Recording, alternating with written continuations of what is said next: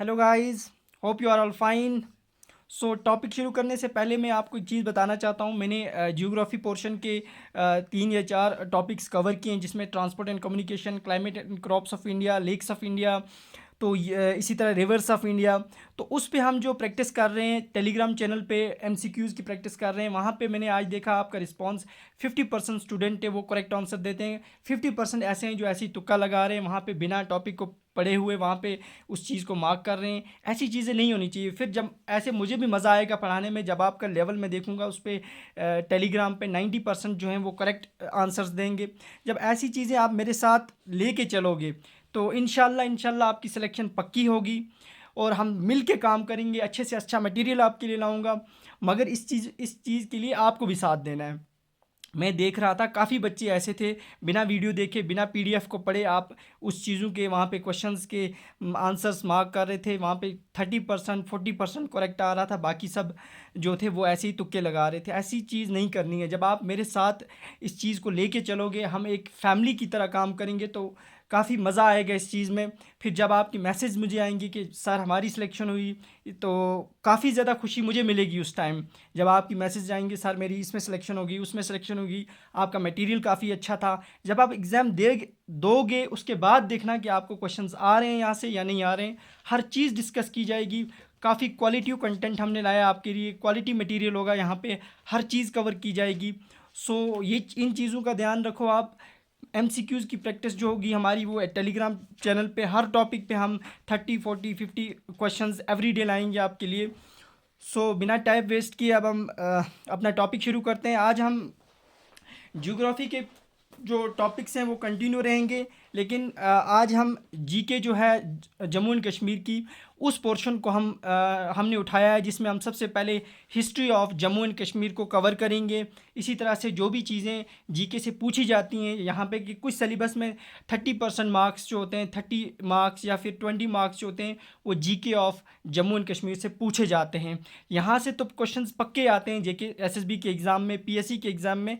सो हम स्टार्ट करते हैं अपने टॉपिक को। जो हमारा रहेगा वो जीके होगी जम्मू एंड कश्मीर की, जिसमें हमसे सबसे पहले हिस्ट्री ऑफ कश्मीर जो होगी उसको डिस्कस करेंगे। एक स्टोरी की तरह हम इसको चीज़ को पढ़ेंगे, ताकि आपको क्लैरिटी हो जाए, हर चीज़ क्लियर हो जाए, बिल्कुल समझ आ जाए। ऐसा ना हो कि आप सोचो ये बोर है। हिस्ट्री को कभी ऐसा लगता है ना बोर, जब आप ये नोट्स पढ़ोगे मेरे, जब मैं आप कुछ चीज़ों को समझाऊंगा तो आपको अच्छे से समझ आएगी। चलो शुरू करते बिना टाइम वेस्ट किए। हिस्ट्री ऑफ कश्मीर को जानने से पहले देखो आप, कश्मीर उस वक़्त पहले एक लेक हुआ करती थी। क्या होती थी वहाँ पे कोई आबादी नहीं थी। जो केशप ऋषि हैं, इन्होंने कहा कि जो ये एक पहले क्या थी, एक कश्मीर एक पूरा एक तालाब था, एक लेक थी। फिर इसको उसमें से पानी निकाला गया और यहाँ पे फिर आहिस्ता आहिस्ता पॉपुलेशन जो हुई वो बसती गई। तो इस तरह से यहाँ पे ये चीज़ें हुई। तो उस लेक का नाम कभी बहुत बार एग्ज़ाम में पूछा जाता है। उस लेक का नाम है सातीसर लेक। बहुत इंपॉर्टेंट है, पूछते हैं ये कभी। महाराजा केशप ऋषि जो थे, उन्होंने इस लेक को कहा केशप मर या केशपपुरा। ये बहुत बार पूछा है कि उन्होंने इस लेक को क्या कहा, केशप मर या केशपपुरा के नाम से जानी जाती थी। कश्मीर के अंदर बहुत सारे different travellers from different countries यहाँ पे आए। उन्होंने अलग अलग नाम दिए यहाँ पे। जैसे ग्रीक के लोग थे, उन्होंने इसको कैस्पीरा बोला। चाइनीज़ के लोग थे, उन्होंने इसको कैशमीलो बोला। यहाँ के लोकल पीपल्स जो थे उसको कशर बोलते हैं। का क्या मतलब होता है, water, and Chameera mean desiccate, absorb, यानी पानी को यहाँ से निकाला गया, फिर यहाँ पे बस्ती बसी, तभी इसका नाम कश बोलते हैं इसको। तो इस चीज़ को याद रखना, कभी एग्जामिनर पूछता है का मतलब क्या है, शमीरा का मतलब क्या है, किन ग्रीक्स ने इसको क्या बोला, चाइनीज़ वालों ने क्या बोला, लोकली यहाँ के लोग क्या बोलते हैं, ये चीज़ें एग्ज़ाम में पूछी जाती हैं। तो ये इस तरह से हुआ। अब कंटिन्यू करते हैं हिस्ट्री को आगे। सबसे पहले हम देखेंगे sources of the Kashmir history, यानी जो कश्मीर की हिस्ट्री थी उसके सोर्सेज हमें कहाँ से मिलते हैं। ये चीज़ बहुत इंपॉर्टेंट है। एंशियंट सोर्सेज की बात की जाए तो नीलमत पुराना का नाम याद रखना। ये सबसे पुरानी किताब है कश्मीर की, और अकॉर्डिंग टू दिस बुक, इस बुक के अकॉर्डिंग यहाँ के जो ओरिजिनल रेजिडेंट थे कश्मीर के, उनको बोलते थे नागाज या उनको बोलते थे सरपेंट्स। ये पूछते हैं कभी उनको क्या बोलते थे, नागाज। और ओल्डेस्ट बुक ऑफ कश्मीर नीलमत पुराना। इसके तहत है तो उनको नागाज बोलते थे। फिर नागाज के बाद रिप्लेस करके कौन आए यहाँ पे, आर्यंस आए। नागा के बाद कौन आए, आर्यंस आए। तो ये चीज़ें याद रखना। राजतरंगिणी का नाम सुना होगा, बहुत इंपॉर्टेंट है, यहाँ से क्वेश्चन पूछे जाते हैं। राजतरंगिणी को बोलते हैं रिवर ऑफ किंग्स, बहुत इंपॉर्टेंट है, ये ऑब्जेक्टिव आता है। रिवर ऑफ किंग राजतरंगिणी को कहते हैं। और इस बुक को लिखने वाले का नाम जो था वो कलहन पंडित था। वो कौन था, ये चीज़ भी पूछी जाती है, उसका नाम कलहन पंडित था। He was the first historian of the Kashmir, ये कश्मीर का पहला हिस्टोरियन था। ये क्वेश्चन पूछते हैं कभी, who was the first historian of the Kashmir, उसका नाम था कलहन पंडित, कलहन पंडित। और किस उस डेट का नाम याद रखना जिस दिन ये किताब को लिखा गया, जिस ईयर में 1149 से 50 एडी में इस किताब को लिखा गया। और उस वक़्त राजा कौन था जिसके दौर में ये किताब लिखी गई, ये भी बहुत इंपॉर्टेंट है। ये 4-5 क्वेश्चन जहाँ से बनते हैं, जहाँ से एग्जामिनर आपको क्वेश्चन पूछता है। उसका नाम था जियासिमा राइन, यानी जियासिमा के दौर में, जियासिमा था उसका नाम, राइन का मतलब उसके दौर में ये किताब लिखी गई। और वो किस डायनेस्टी से बिलोंग करता था, वो था लोहारा डायनेस्टी, जो पुंछ की डायनेस्टी थी। ये डायनेस्टीज चारों हम आगे पढ़ेंगे। इस तरह से आप एक स्टोरी वाइज इस चीज़ को पढ़ोगे, फिर आपके लिए हिस्ट्री याद रखना बिल्कुल आसान रहेगा। यहाँ से क्वेश्चंस बनते हैं। और फिर उसके बाद क्या हुआ कि पर्शियन में 15th सेंचुरी में क्या हुआ कि इसको ट्रांसलेट किया गया पर्शियन में। पर्शियन लैंग्वेज में इसको जिसने ट्रांसलेट किया उसका नाम था मुल्ला उमर। और उसने किस बादशाह के दौर में इसको ट्रांसलेट किया, उसका नाम था सुल्तान ज़ैनुल आबिदीन। बहुत इंपॉर्टेंट है, जब पर्शियन में चेंज हुई किसने की, और उस वक़्त उस रूलर कौन था, ज़ैनुल आबिदीन था। और ज़ैनुल आबिदीन का दूसरा नाम है अकबर ऑफ कश्मीर कहते हैं उसे।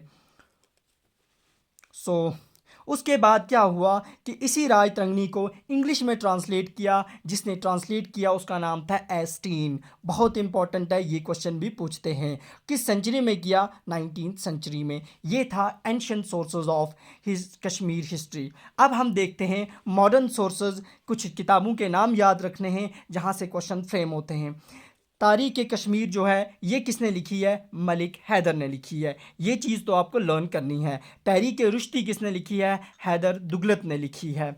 इसी तरह से आगे चलते हैं हम।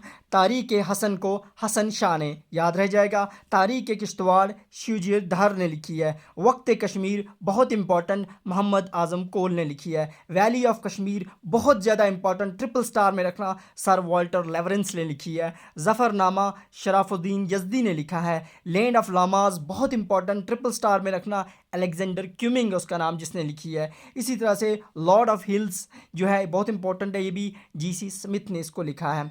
आतिश चिनार बहुत ज़्यादा, ट्रिपल स्टार में रखना, शेख अब्दुल्ला ने लिखा है। मुख्तसर तारीख़ हिंद को पंडित बीरबल कचरा ने लिखा है। इनके नाम्स आपको लर्न करने हैं, बहुत इंपॉर्टेंट है, यहाँ से ऑब्जेक्टिव बनते हैं।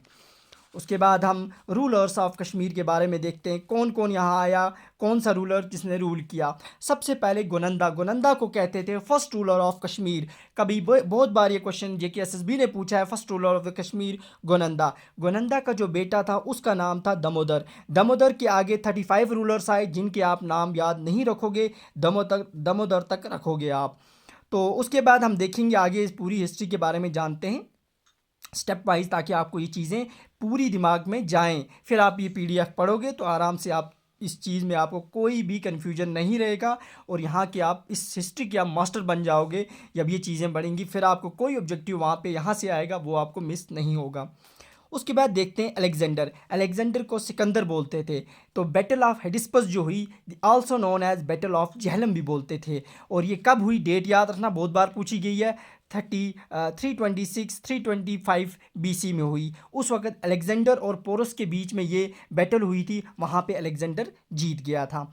तो अशोका के बारे में याद रखना, अशोका 250 BC में वो जो था वो पहले हिंदू रूलर था, ठीक है ना। फिर बाद में वो हिंदू रूलर था, किस डायनेस्टी का रूलर था, वो मौर्यन रूलर था। फिर हिंदू रूलर से अशोका क्या हुआ कि वो बुद्धिस्ट में कन्वर्ट हुआ। तो इसीलिए बोलते हैं कि बुद्धिज़्म को जो कश्मीर में लाने वाला बंदा था उसका नाम था अशोका। उसका क्या नाम था, अशोका ही ने यहाँ पे बुद्धिज़्म को कश्मीर में लाया, और इसी ने कश्मीर में श्रीनगर सिटी को फाउंड किया, और उसका मतलब था लक्ष्मी सिटी। बहुत इंपॉर्टेंट है, ये चीज़ें याद रखना।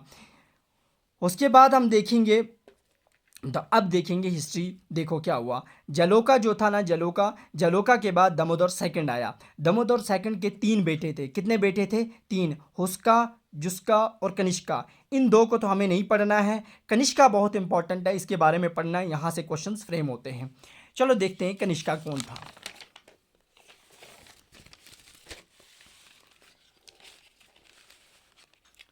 कनिष्का जो था ना, कनिष्का जो था हमारे पास, जो फोर्थ बुद्धिस्ट काउंसिल हुई कश्मीर के अंदर, वो हुई कनिष्का के दौर में। ये क्वेश्चन बहुत बार आया है, फोर्थ बुद्धिस्ट काउंसिल हुई तो उस वक्त कौन रूलर था? कनिष्का था। और वो किस जगह पे बुद्धिस्ट काउंसिल हुई? वही थी कुंदलवाना, कुनालवाना। दोनों जगहों का नाम रखना, सेम नाम है, कुंदलवाना भी बोलते थे उसको, कुनालवाना भी बोलते थे। और आज में वो जगह कहाँ पे है? वो श्रीनगर सिटी के हारवन एरिया जो है वहाँ पे है।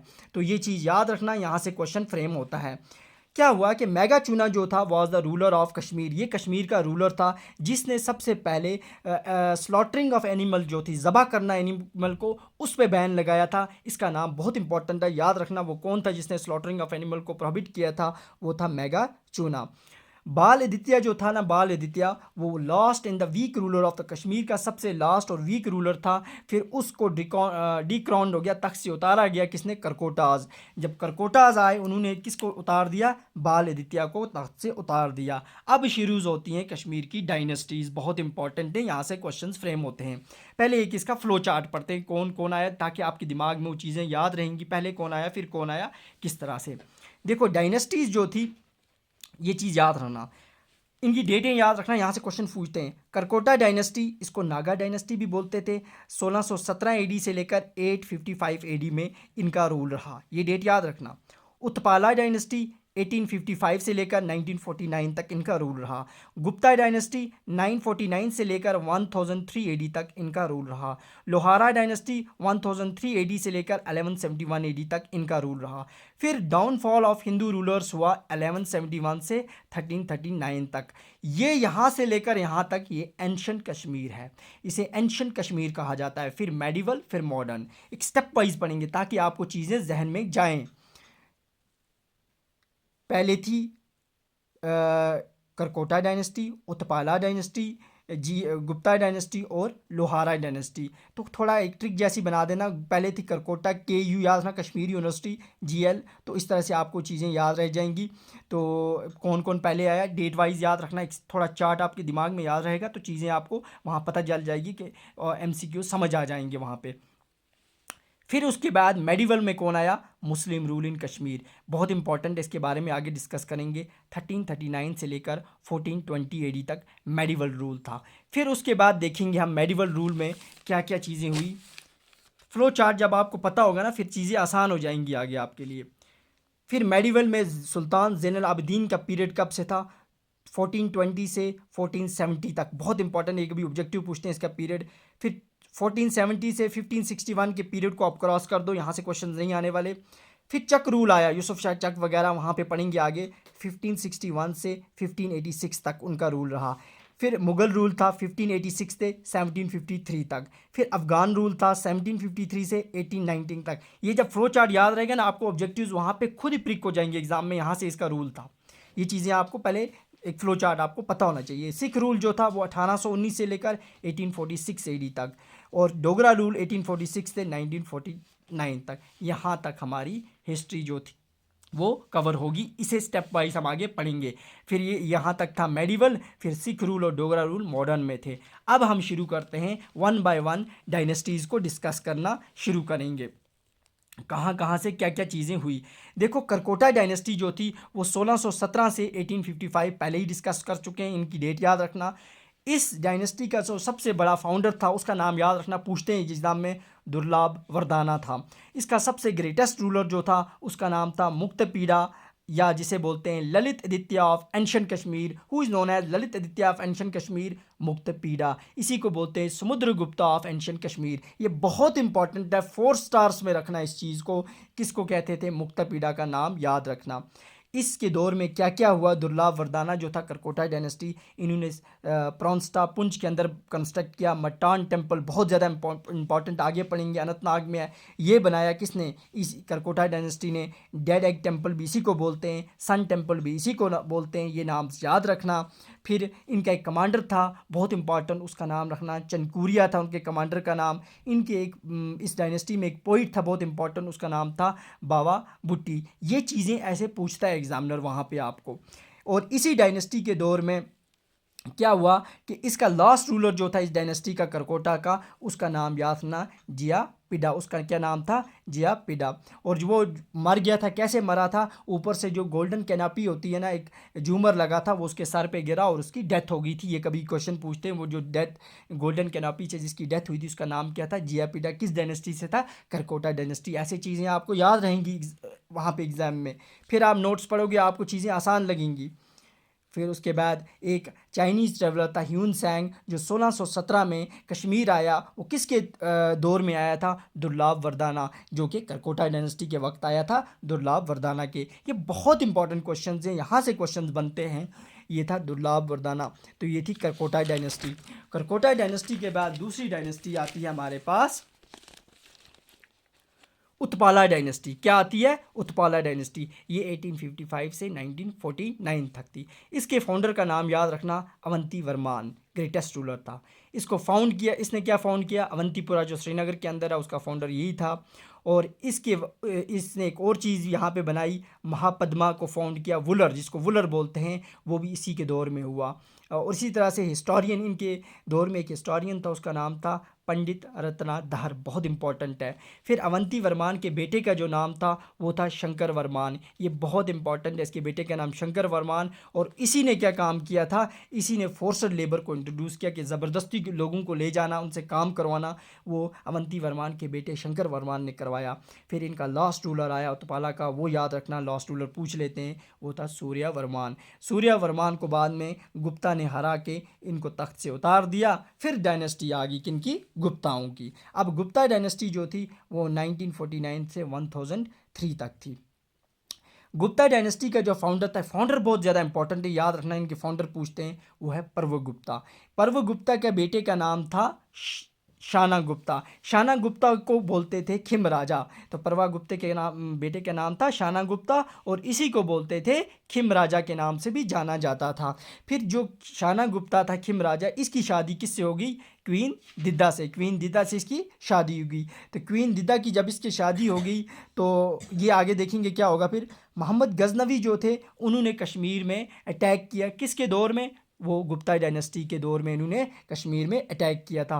तो जब क्वीन दिदा की शादी किससे हो गई, परवक गुप्ता के बेटे खिम राजा से। फिर क्या हुआ कि